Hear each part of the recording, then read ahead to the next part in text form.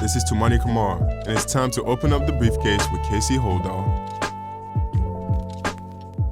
Greetings, Blizzard fans, and welcome to The Briefcase, episode 120 of The Briefcase. The Briefcase is presented to you by Spirit Mount Casino. I am your host, Casey Holdahl, and the Trailblazers' win streak, unfortunately, is over. Ends at 3 games, with the Trailblazers losing the first game of a 5-game road trip to the Oklahoma City Thunder Wednesday night in Oklahoma City, naturally.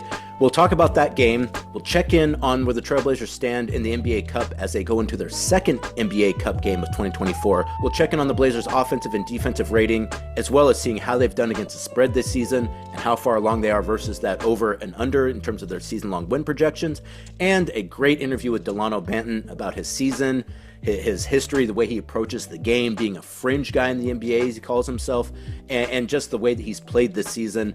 Really fun conversation with Dalano Banton. I think you really enjoy it on this edition of The Briefcase, presented by Spirit Mountain Casino. Well, as I mentioned, Trailblazers getting a 5-game road trip off to a decent start. I mean, they did lose. They lose to the Thunder 109-99 Wednesday night in Oklahoma City. In a game that I think the Blazers probably feel fairly good about their performance in. It was a 1-point game going into the fourth quarter. You know, the Thunder, one of the better teams, maybe the best team in the Western Conference, ends up outlegging them in the fourth quarter.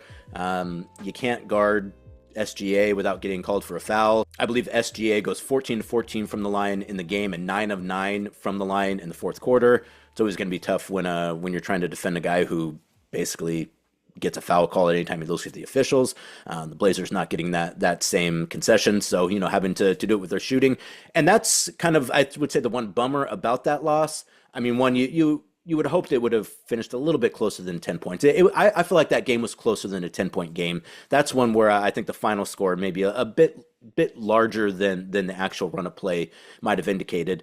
And the Blazers had a really good night shooting from 3. They shot 40% from 3 on 38 attempts.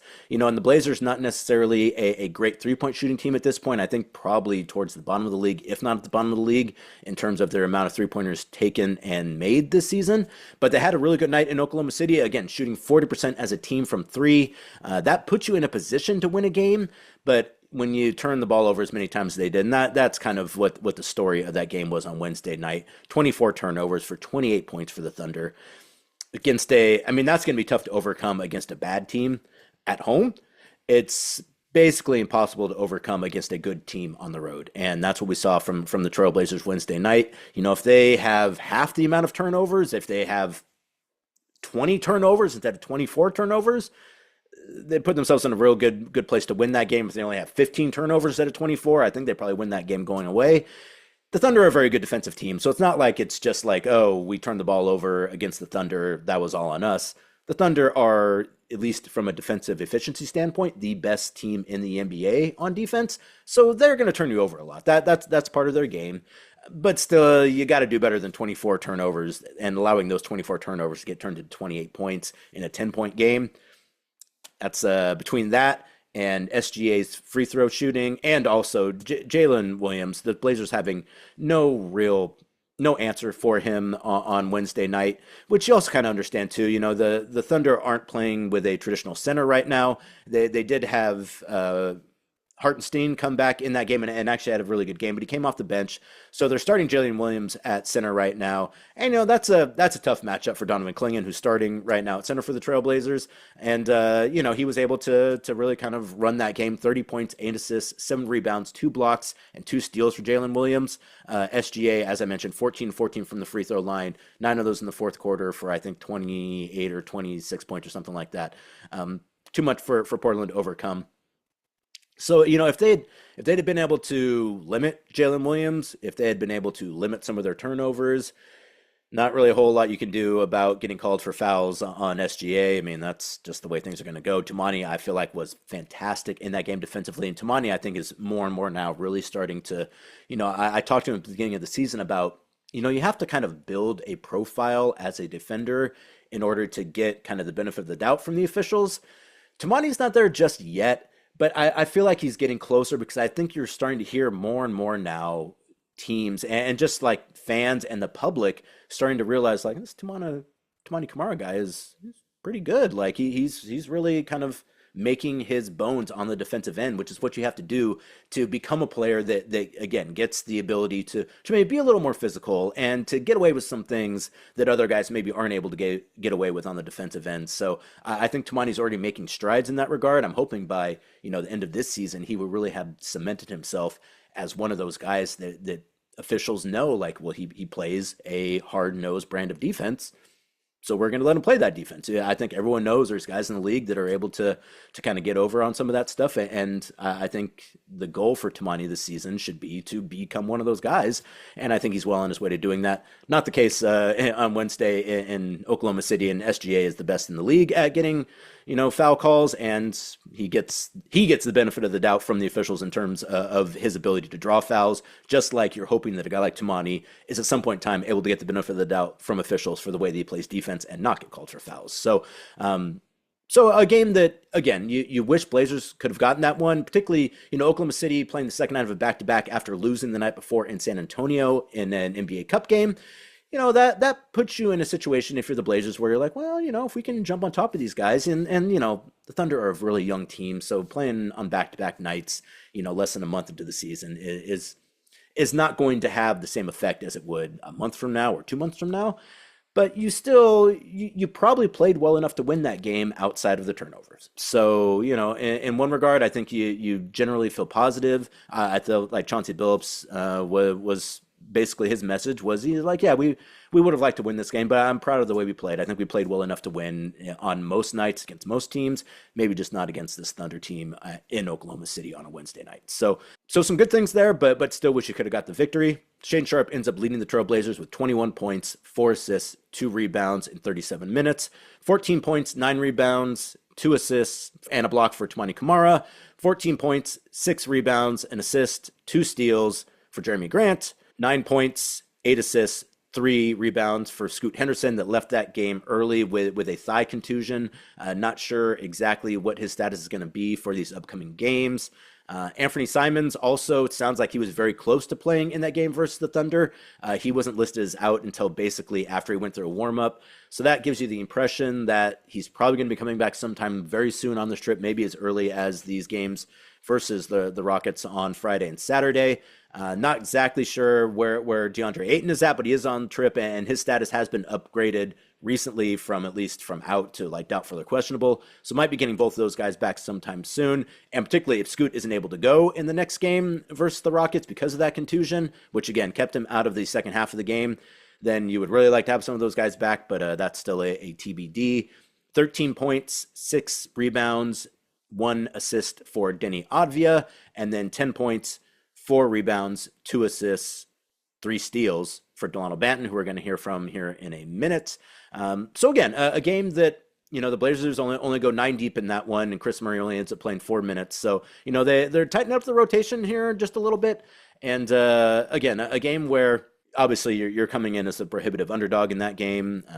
So you're not necessarily expecting to come out of there with a win.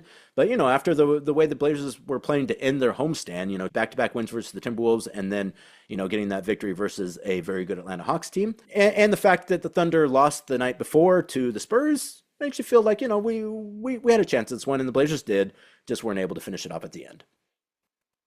Moving on, we're in the thick of the NBA Cup competition, and your Portland Trailblazers still in first place in Group A. Actually, now they're not in first place in Group A. My bad.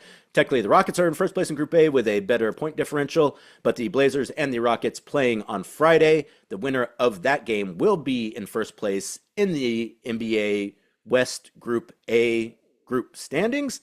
As you certainly, or maybe don't know at this point, Trailblazers in Group A with the Houston Rockets, Minnesota Timberwolves, LA Clippers, and the Sacramento Kings. And Blazers playing their second cup game, having a chance, if they're able to get the win on Friday versus the Rockets, that again, that puts whoever wins in that game becomes kind of the leader of the group, seeing as how the Timberwolves are 1-1 in group play, Blazers beating the Timberwolves in their first cup game this season. And the Clippers and the Kings are both have 1 loss in the cup so far. So if the Blazers are able to get the one on Friday, again, become the leader in the clubhouse for advancing out of Group A. There's still plenty of games to be played in Group A. As I mentioned, the Rockets are at the top of the table by beating the Clippers by 21 points in their first Cup game. Blazers are second with a 14-point plus differential they got from beating the Timberwolves back in Portland last week. Timberwolves, as I mentioned, 1-1 after losing to the Blazers, but defeating the Kings. The Clippers and the Kings are 0-1. The Kings and the Clippers also face off on Friday night in West Group A play. That is the only other West Group game on Friday this week. Trailblazers' next Cup game will be versus the Kings at Moda Center on November 29th, which is the first game back from this 5-game road trip the Trailblazers are currently on. Just to clear a few things up, the group play goes until the first week of December. Then the quarterfinals start on December 10th, and that is not in Las Vegas. Those games are just wherever the team that is higher ranked is at. And then the semifinals are in Vegas on December 14th, and then the finals also in Vegas on December 17th. So maybe don't buy your tickets to Vegas just yet, but the Trailblazers, if they're able to get the win on Friday versus a very good Houston Rockets team. Houston is the prohibitive favorite in that game. We'll talk about that when we get to the betting on the Blazers segment. So not expected to win that game necessarily. The Rockets have been playing pretty good basketball, and they're at home. But the Blazers have been playing pretty good ball too. They have a day off before that Cup game. And again, I don't think anyone thought they were going to beat the Timberwolves at home. They ended up doing that twice. So going into Houston and getting one of these two games, if not both of these games versus the Rockets, I think it's a very reasonable expectation or a reasonable goal for this team. So we'll see on Friday night whether or not the Trailblazers are able to get to 2-0 in Cup play or if they move to 1-1 in Cup play. But either way, whoever wins the game Friday night, either the Blazers or the Rockets, as I mentioned, becomes the leader in terms of coming out of West A. And the other thing, too, that even if you don't win those games, you want to keep it close because point differential is the tiebreaker. And, you know, the Blazers, by getting that first win versus the Timberwolves, who I would say are the best team in Group A, still have a chance for the wild card as well. There's one wild card from each conference, and it's basically the team that finishes second in their group that has the best point differential. And so if nothing else, even if you're going to lose a game, you really want to make sure you're minding your P's and Q's at the end of the game and trying to get some points towards the end of the game because you don't want that point differential to sink you as well. It's bad enough to get the loss. You don't want to have a huge point differential as well. So we'll see how the Blazers and the Rockets face off on Friday in the second NBA Cup game in West Group A for both teams. And while it would be great for the Trailblazers to make it to Las Vegas, you don't need to go to Las Vegas to get a Vegas experience if you go to Spirit Mountain Casino on Highway 18 in Grand Ronde. There's an unforgettable entertainment experience awaiting you at Spirit Mountain Casino at their new Top Golf Swing Suite. Enjoy your favorite virtual games like golf, baseball, and zombie dodgeball on an immersive big screen. Grab 5 of your friends and book your bay now at Spirit Mountain Casino. Elevate your game. Highway 18, Grand Ronde. Great time. They got food, they got gambling, obviously, they got Top Golf, the beach is right there, they got shows at their venue, I believe En Vogue, as we talked about in the last Blazers Balcony, going to be at Spirit Mountain Casino on December 13th. That's a show that you should check out as well. So either way, support Spirit Mountain Casino, either through Top Golf, through laying some bets, through going to venues, through taking the family for Thanksgiving dinner. It's a fantastic way to spend some time. You're already out at the coast anyways. You're very close. Maybe hop on over to the coast. Enjoy some of the natural splendor that we have to offer in Oregon. And then on your way back on Highway 18, stop in a Spirit Mountain Casino, play some Top Golf, enjoy some gaming, and have a great time while you're doing it. Spirit Mountain Casino, elevate your game. Well, the Rip City Remix are 4 games into their second season, or they're in their tournament. Now, the G League, the way they run the schedule in the G League is a mystery to me. The only thing I care about are the Rip City Remix and when they're playing games and where they're playing games. I don't care if it's regular season, whatever tournament they're calling it. It doesn't matter. Long story short, Rip City Remix have played 4 games, and unfortunately, they've lost all 4 games. They opened up the season with a pair of losses to the San Diego Clippers in San Diego, and then they followed that up with a 127-118 loss to the Salt Lake City Stars on November 18th, and then a 129-119 loss on November 20th. Also, the Salt Lake City Stars, also somewhere in the Salt Lake City area. As far as your 3 two-way players go, Bryce McGowens is averaging 20.8 points on 44% shooting from the field, 21% shooting from 3, and 81% shooting from the line, along with 3 assists and 2.3 rebounds. Justin Minaya is averaging 10.5 points on 47% shooting from the field, 32% shooting from 3, and 50% shooting from the free throw line. 3.3 rebounds, 2.8 assists, and 1.3 steals. That's the kind of all-around game you get from Justin Minaya. And then Taze Moore, 19.3 points on 43% shooting from the field, 29% shooting from three, and 90% shooting from the line to go with 8.3 assists, 7.3 rebounds, 2.8 steals, and 1.3 blocks. That is a ridiculous stat line. The other thing you get from Taze Moore is some ridiculous dunks. Seemingly every single game, he has a highlight dunk that would be probably the best dunk you saw that season in the NBA. He's doing it in the G League. Plenty of reasons to watch those games. One, you get a sense of kind of where the Trailblazers are at, where they might be going, and also you have some pretty good performances as well. And then you have a guy like Taze Moore who's out there absolutely tearing the rims off. The Remix started their season on the road, but they are getting back to Portland here this weekend. The Remix finally start their home schedule by hosting the Valley Suns at Chiles Center on Friday and Sunday. Tickets are available. First game is also on Tubi, as I understand it. It's probably available a couple other places as well. The second game is supposedly on Roku Sports Channel, according to the G League. I think those games might still be on YouTube as well. Streaming, I don't exactly recall, but either way, if you want to watch Remix games, you can watch them for free generally, and also you should just go out to Chiles Center. It's a great fun family venue. Tickets are very inexpensive, and it's just a great time. You get to see some pretty fun basketball in a fun setting. Take the family. There's lots of family activations at Remix games, and come up here to North Portland. That's where I'm at. It's just a stone's throw away from me where they play the Remix. So. Come kick it North Portland style. Check out the Remix this weekend on Friday and Sunday at Chiles Center versus the Valley Suns. All right, real quick, checking in on some of the stats we follow all season long here on the Briefcase presented by our friends at Spirit Mountain Casino. Offensive defensive rating, the Trailblazers right now currently 29th in offensive rating at 106.4 points scored per 100 possessions. Only the 76ers have a lower offensive rating this season so far. The Cavaliers lead the league in offensive rating, just for context here, at 123 points scored per 100 possessions. Blazers, as I mentioned, at the Blazers at 106.4 points scored per 100 possessions. So quite a ways away from the leader, and obviously only one up from the bottom. So, that's not great. But it also feels like the Blazers are scoring at a pretty decent clip to me right now. It's like, I think some of that is kind of early on the season. They've had some really bad performances, and particularly, when you've played whatever it is, 14 games, I think the Blazers have played so far this season, you're going to have, it's still subject to a few bad performances or, a few good performances, really kind of skewing what your rating is. But as of right now, still quite a ways to go for the Trailblazers in terms of offensive rating, seeing as how at this point in time they are ranked 29th in offensive rating. However, as we've talked about for years, Trailblazers need to get better defensively, and at least this season, they have been. They're almost league average defensively at 113.2 points allowed per 100 possessions. That currently ranks 17th with 30 teams in the league. 15th is the average. So the Blazers getting close to being an average defensive rating team at this point in time, which, I think if you're viewing this season as kind of building towards something going forward, I think you probably would rather see the team make strides defensively than offensively. Now, granted, you'd rather come on both sides of the ball, but if you had to pick one, I think you would probably go with the defensive side at this point, considering that, that's just been an area for the Trailblazers for the last, 10 years that has been a real issue. So the fact that they seem to be making some strides on the defensive end, at least in relative to the rest of the league, as I mentioned, 17th in defensive rating right now, that's a pretty good thing. As I mentioned, the Blazers at 113.2 points allowed per 100 possessions. That is 17th. Their opponent on Wednesday night, the Thunder, as I mentioned, the number one ranked team in terms of defensive efficiency this season at 102.7 points allowed per 100 possessions. So again, still some definite room to grow there, but it seems like the Blazers have made some strides on the defensive end this season. Hopefully they're able to keep that going. And they've played some really good offensive teams this season too, or just some really good teams in general.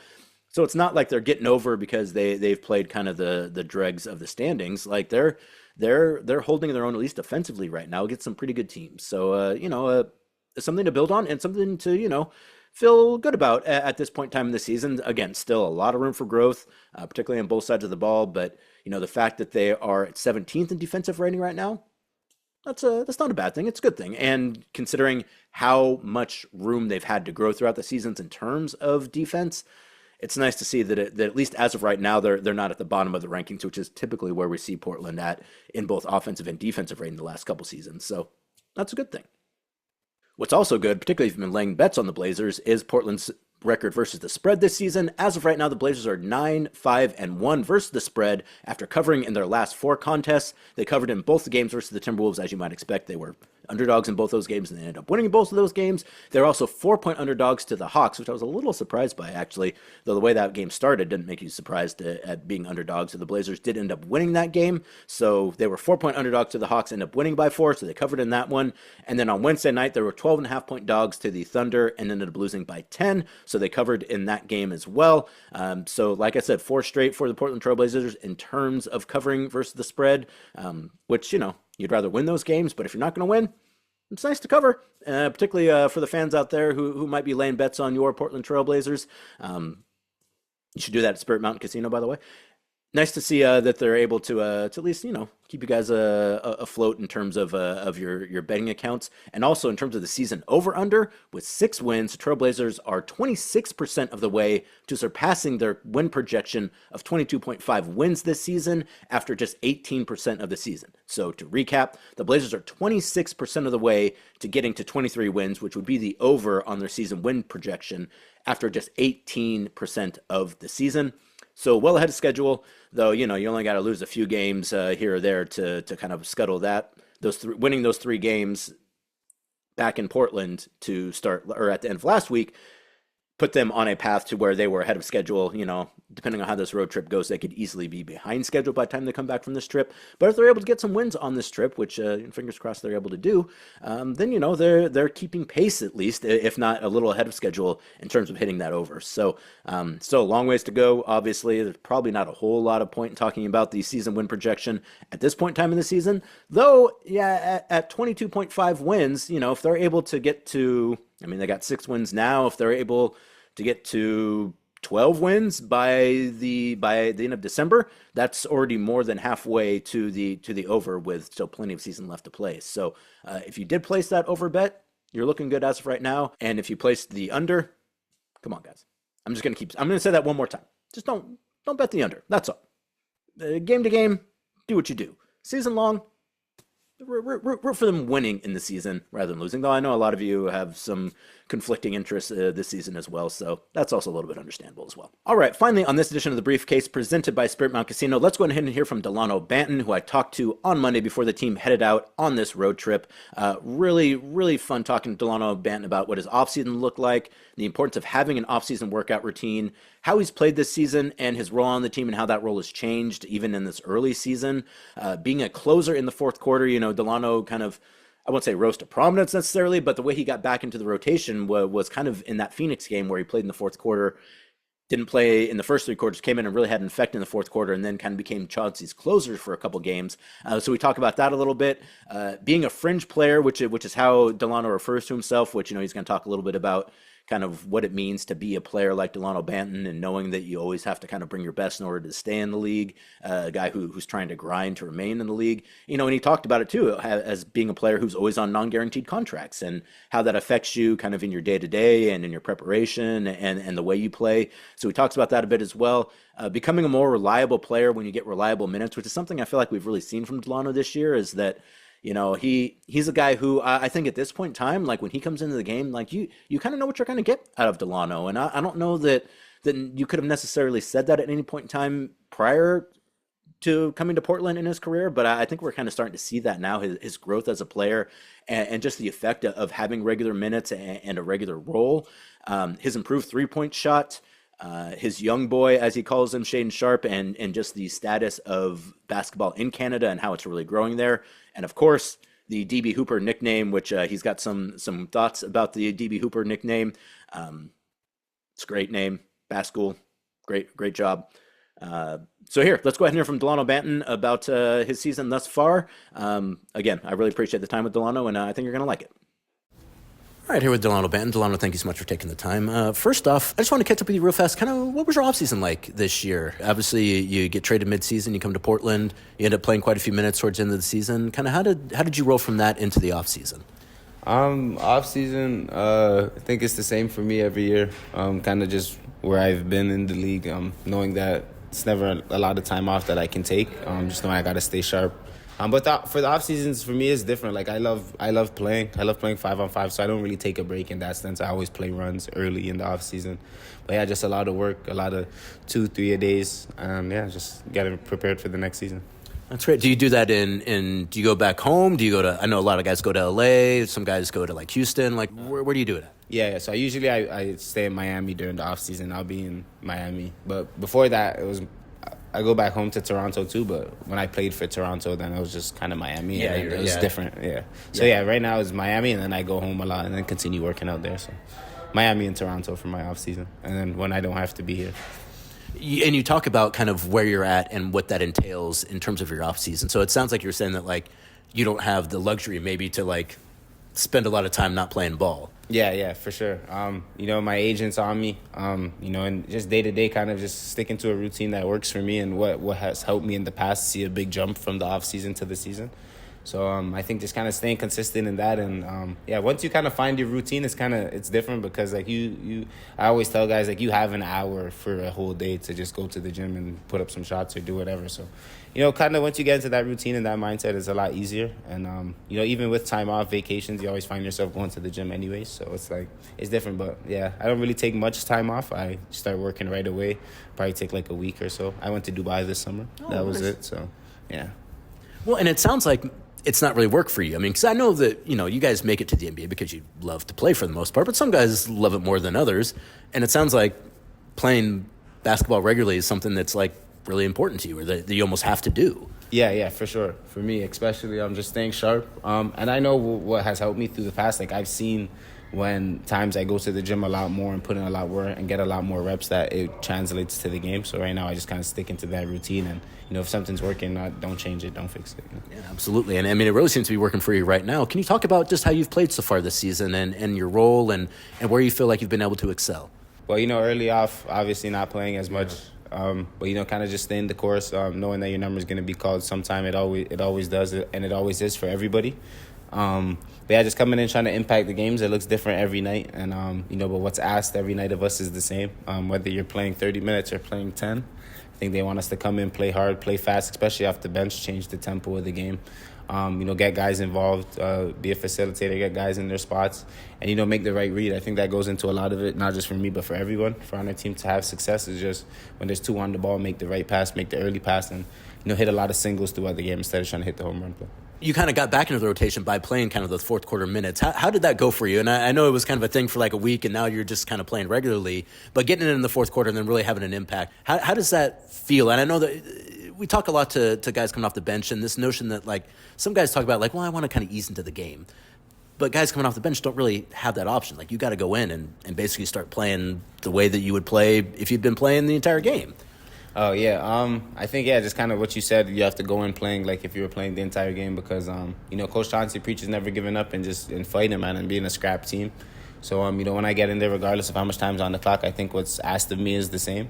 And in times like that, like I want to show that I can play also throughout the game so I can help through the game, like in the first quarter or the second quarter, like playing through the midst of the game. So, we just want to take every opportunity that we have when you are like a fringe guy on the bench or like, leaning towards not playing as much as you want to or not getting in the rotation like that. So anytime you do it can change somebody's mind or can change your coach's mind if you are in that space or like you're in that part of the rotation where you're not really getting in. But if you do get in, you get 5-6 minutes at the end of the game and you show that you can play throughout the game. Like I've seen it throughout my rookie year, like going in at the end and then next game, like DB, and then next game you might play in the first or second quarter.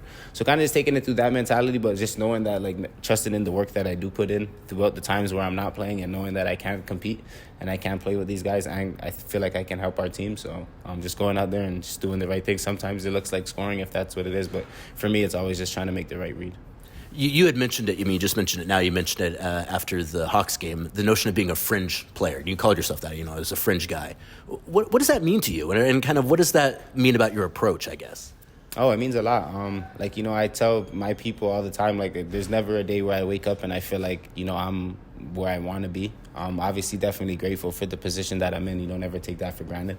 But, I don't wake up and feel like, all right, like, throughout my years in the NBA, I've always been on non-guaranteed contracts. Every year. So it's kind of like where I wake up and like I got to still prove myself. And, I like that. It feels like I have a chip on my shoulder. And, I come in every day and I try and get the best of everybody just to show that I can compete and I can do this at a high level. But, like I said, I'm coming in trying to, show what I can do. And Like, yeah, when you're a fringe guy, it's easy, and you see it too. Like, you see guys come in and out of the league, and I've seen it. So, I'm trying to have a long career. I want longevity. So, just coming into the gym every morning with the same approach that I got to work to get to where I want to be. You had I think you were kind of in that situation coming into this season. I think they had to kind of pick up your option before the season started. Were you confident in that? I mean, I know you're talking about always this feeling that like I need to go out there and perform, but I wonder too if you ever at least feel like, well, I feel pretty confident that I'm going to get that pickup. Or not, yeah. No, it's hard. It's hard to say, man. It's hard to say. A lot of the NBA's kind of opportunity and situation goes a lot into it. Like I've said, it's my 4th year, so I'm not a vet, obviously, but like I've seen a lot of people come and go, and I've seen like what it takes to be the best or like get to the point of like getting to what all of us obviously want is to get like bigger contracts and stuff like that. And so it's just playing just the endless game of just coming in, showing up every day, showing that you're a professional. But with that, you never know, man. Like, you just got to come in and control what you can control. I know I could come in every day and show that I work hard, show that, I'm talented and, like, play my game. But with knowing that, like, I still got an option on my contract now. So I still got to do everything right. And when you are a fringe guy towards the end of the bench on non-guaranteed contracts, like, it's I've seen that people are replaceable. So you can't take it for granted because, like, people, you will be out with you and in with the new. So I've seen that, and I kind of go off of that. And, I personally, I don't want to be that. I want to continue to grind and continue to show what I can do in this league because I feel like I can do a lot. How would you say your consistency is right now? Because it seems to me that since you got to Portland, since you started playing regular minutes last season, and since you started getting regular minutes this season, it seems to me that, like, you're pretty reliable for what you're going to provide on a night-to-night basis now. And, I mean, like, the numbers have been great, but even just from, like, the way you play and the presence you bring on the court, it seems like it's very consistent now in a way that I don't know that maybe it might have been like in Toronto and obviously in Boston. I don't think we really got much of an opportunity there. So I'm curious if you can feel that like your baseline now is kind of really consistent. Yeah, definitely. I feel like that comes with just getting rhythms of the game. Playing more obviously and getting more touches with guys out. But I would say, just not having that rhythm going in Toronto and playing a whole different role, like, from like my rookie first 2 years or even with Boston, like now obviously in Boston they knew I could dribble. I played point guard throughout training camp. We played 5-on-5s. Like they know I was a good player, but like I would get the ball and I would pass it and run to the corner. Like, so it's not even so, it's more so just situation and opportunity and who you're on the floor with, I think. But like with that, it's just kind of even when you're in those games and in those situations, you try and do that the best because like I said, with fringe players, like you got to work your way up to getting to being able to dribble and shoot certain shots. Like when I was in my first couple of years, like I'm going in, rebounding, I'm picking up full, I'm the boxing one guy, like I'm full energy, like running to the corners, cutting, not really dribbling or taking any shots. I'll probably play like some games, probably my more played games will probably be like 18 minutes. I'll probably have like 3 shots, which is cool for me, like when you're playing, like trying to build up. But that's what I'm saying, like for fringe guys, you got to kind of work your way up from there, and it's the defensive end that's going to get you in the game, and then you got to you got to knock down your open shot from there, and then you go based off that. But I think coming here, from last year, I was put into a blessed situation for myself. A lot of guys were out, and I was going to be able to play right away and be able to make an impact right away, which Coach CB wanted me to be aggressive. So from there, it's kind of opportunity, and when your number is called and you see the opportunity to do something, it comes to the point where it's on you to make the most of it.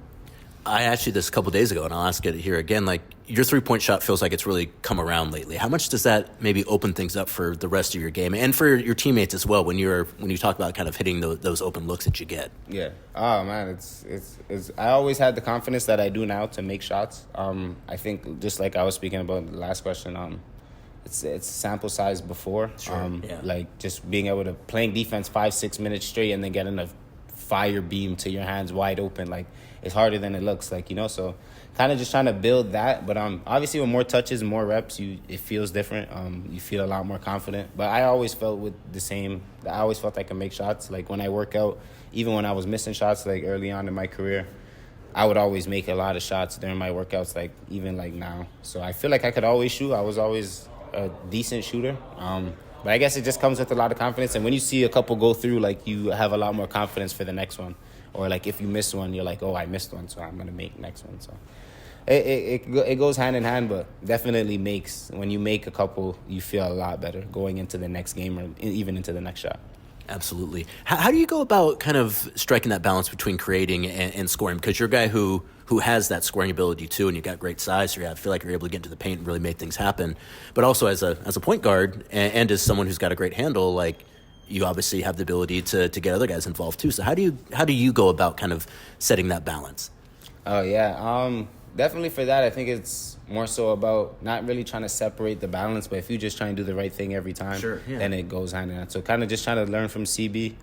He tells me all the time it's about making the right read, which is what he did a lot of his career, like just making, like a lot of times I'll get a screen, like Tumani will send me a screen, I'll pass it to Tumani will make the next pass, and it's a layup. Like a lot of stuff like that, that's probably not on the score sheet for myself, but it goes a long way in the offense. Just making the right simple read. Everyone gets to touch the ball. Now 4 guys touch the ball on a layup. Everyone feels good, like, you know what I mean? So it's kind of about that, and then just being aggressive. I'm best when I'm aggressive. Chauncey always tells me. Not really when I'm looking to pass, but looking to make something happen, and then whatever's given to me, then I take. So if I drive and 2 guys are collapsing, I'm in the paint, like, make the read, make the pass. But if it's like there and I have the layup, then take the layup. So it's kind of always about that, just making the right read and trying to do the right thing. And like I said before, make the single instead of trying to hit the home run. You referred to Shaedon as your young boy after the Hawks game. What's your relationship like with him? And just if you could speak at all about kind of the place of Canadian basketball right now, because it really seems like it's really starting to come together. Yeah, I never really knew Shay before I got here. And then when I got here last year, obviously I knew him throughout the league. And like before when he was coming up in high school, he's always really good. But so when I got here, he didn't really get to play last year when he was out. Right, yeah. So this year we're playing in training camp. Like, he's really good. Like, I've obviously seen his highlights. You see guys, they score points in the league. Like, you get to see what they're doing. But like when you get to see him in person, like, he's actually really, really good. He has all the tools to be a star in our NBA. So I think he just got to embrace it. But I think with Canadian basketball, yeah, I think we're building. We're going far now. We got 2 Canadians on this team. That's high-level stuff. That's good stuff right there. We need more Canadians throughout the league. But I think, yeah, it's getting a lot better for guys coming up, especially. I feel like when I don't know how it is now. I'm not really too tapped in with the high school scene. But when I was in high school, like, we had to go to prep school. You had to go away. Yeah, exactly. Yeah, we had to go to prep school. We had to, like, leave in order to be found. But now they got so much outlets and so much different, like, tools and, like, camps, so, like, social media. Like, guys are blowing up. I promise I see a new Canadian every single day that's about to, like, we got a new kid that's, like, 7'6" or some crazy. He's in college right now, I think, so. Yeah, I think we're on the right track. Even the guys in the NBA, I feel like when guys coming up get to see guys in the league doing their thing too, like, it goes a long way. It really does. Because I remember when I was coming up, I was like 13, and there was this kid named Seventh Woods. I'm not sure if you know him. He ended up going to North Carolina. I watched the video the first day. It said 14-year-old Seventh Woods. And from there, I thought it was over for me because he was dunking, doing windmills. I'm 13. I'm like, bro, I'm nowhere near even doing nothing like that. So, like, it's different. So now I think with social media, like, and a lot of guys from Canada coming up, like, we got very, very good programs. We got a lot of good people that are in good situations to help these kids. So, yeah, I think it's going to be great. I think one thing that I will say to the kids coming up is, like, if you feel like you have a role model or somebody who wants you to do good, then trust in that, because that's really what helped me when I was coming up. Absolutely. What do you think about the DB Hooper nickname? Oh, I love it. Keep it going. Keep it running. Yeah, I love the DB. It's a smart nickname. Yeah, I love a clever nickname. Yeah, I actually know of DB Cooper because I watched Prison Break. Okay, I'm not sure if you watched Prison Break. Yeah. Yeah. So I know DB Cooper from that. So then when the DB Hooper thing came around last year, I was loving it. And now they're pushing it. I actually can't remember who it was. I think it might have been. I can't remember. One of our front office staff, they asked me if I hear it when they say it, because I guess they say it on the thing when I had scored. They've been using it, yeah. They've been using it. So yesterday when I was rewatching the game, I heard it in the thing. I'm like, yo, that's tough. Like, the DB Hooper after a bucket, that's cool. You guys keep that. Maybe, like, actually, I'm not going to say No. I want to hear it. What? Just DB Hooper. Okay. Yeah, you're trying to stay humble. Stay humble. DB. All right. DB, I love it, though. I love it. That's awesome. Just last one for you. Kind of what's your hopes for the rest of the season? Just not only for yourself, but for the team. Kind of what are you hoping to see? Where are you hoping to go? Kind of what are your expectations, particularly after, you guys kind of seem like you're putting it together a little bit here? Yeah, I think what I would say, man, going in just to these next few weeks, just don't let our highs be too high and our lows be too low. Kind of just stay at a median. Because things are always going good when you win a couple games in a row, but, like, when you lose or, like, it's obviously the NBA, like, there's times get hard, quarters get hard. I remember we had a rough start and probably, like, a rough start of the fourth quarter again where they came back yesterday. So I think, like, just kind of trying to stay level, stay in the middle and just, like, when you do good, don't make it be too good for you on your spectrum, and then when you don't have the best night, you're too low. So I think you got to just kind of try to maintain that, and that's good with winning. When you get to win, you know how it feels. You know, like, you want to feel this again. You don't want to come back into the locker room with the L. So kind of just coming out every night, be the team that nobody wants to play, like Coach keeps preaching on us. Play scrappy, pick up full, do all the little things, and, you know, try and wear them down. And, you know, that's what I think we've been doing. That's what we've been good at, and piece it together for 48 minutes and just continue in that same direction. Delano, I appreciate it so much, man. Thank you, really. Thank you, man. Appreciate you, my guy. I appreciate you, man. Great stuff there from Delano. Just a really interesting guy and really interesting perspective on being in the league, you know, and, you know, he talks a lot about, you know, when you're a guy like Dalano Banton, like, you don't get to, like, even talking about the offseason, he's like, you know, when I asked him the question, he kind of gave me a face like, yeah, I mean, you know, we're not playing games, but it's not like the work stops for me. Like, I gotta be on top of it 24/7, or else there's gonna be someone right behind me. And, you know, in some respects, it almost feels like a little bit of imposter syndrome, because, you know, you always don't want to feel like there's like that guy behind you that's gonna take your spot if you have even one slip up.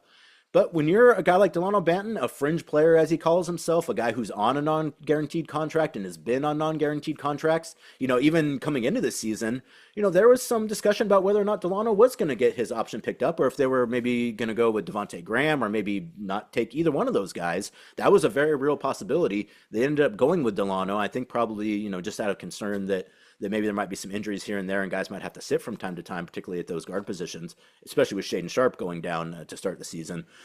So nothing has ever been promised for a guy like Delano, and, you know, he comes to the league, you know, gets drafted by his hometown team, plays a couple seasons there, goes to Boston, doesn't really get much of an opportunity in Boston, is kind of a throw-in in one of those trades to come to Portland. And I'm guessing for Delano, he kind of felt like, hey, this might be it for me. Like, if I'm not able to do something now on this team, I might not get another chance. So the fact that, you know, he's able to finish out last season fairly strong, and his three-point shooting too, and that's why I asked him about it. You know, his three-point shot coming around is really going to allow Delano to stay in the league. It's just hard to be, particularly a bench guard, if you're not able to hit that three with some consistency. He's been able to do that since he arrived in Portland. I hope he's able to continue to do that. His shot looks good too. Like, it every time he takes it, I'm like, oh, that looks pretty good. And granted, you know, I think he shot 50% from three versus the Thunder. He did airball one 3-pointer, which is always like, but generally, you know, like, that shot has come around, and I think that's really kind of opened up other parts of his game. He's really good at getting into the lane. He's really good at creating for other guys. Maybe the best creator for the Trailblazers on the team right now. Particularly at that point guard position, you know, like Scoot and Ant at this point in their careers, I think they're a little more comfortable, I think, as kind of scoring guys. And I think Delano's really more comfortable scoring as well. But I do feel like Delano's just got with his size and, again, his ability to penetrate and kind of his understanding of the game and having to kind of get in where he fits in and at every stop he's ever been at. I think that gives you just an ability to create for other guys, or at least it opens things up for you to understand what it means to create for other guys in a way that I don't know some guys like Ant and Scoot have really kind of developed yet. So, you know, it's been really fun watching Delano this season. It was fun watching him last season. I hope nothing for the best of him. He's a great guy. And really just, again, a really interesting perspective to the game, and a great nickname too. DB Hooper is an elite nickname, one of the best you're going to find out there. I think it's probably time to start coming up with some merch. I know that some people have maybe tried to create some. I think that's kind of where Delano was going there. I think he wanted to be like, hey, and if you guys want to, but he stopped himself because, again, I don't think he wants to remain humble. Doesn't want to expect too much or assume too much. But either way, all the best for Delano. I think he's really coming along, and I think he's a guy too that, you know, if you want to talk about like seeing some development on this roster and kind of figuring out what you have on this team and seeing if maybe there's some guys who can maybe take on some larger roles than they've been given before, I think Delano might be one of those guys. And that's going to do it for this edition of The Briefcase. Thank you so much for joining me, as always. Thank you so much to our friends at Spirit Mountain Casino. Elevate your game. Check them out. Highway 18 on Grand Ronde. Great place to hang. Thank you so much for joining me. We'll be back probably maybe before the team comes back, but if not, definitely early on next week once the team is back in town to start the month of December. As I mentioned, Cup game on Friday versus the Rockets, then another game versus the Rockets on Saturday that is not a Cup game. Day off on Sunday, Memphis on Monday, day off on Tuesday, Pacers on Wednesday, back to Portland to face the Sacramento Kings in their third NBA Cup game on November 28th or 9th. It's one of those days. The first game of when they come back. Until then, I'm Casey Holdahl. Thank you so much for joining me on this edition of The Briefcase, powered by our friends at Spirit Mount Casino. We will talk to you soon. Go Blazers.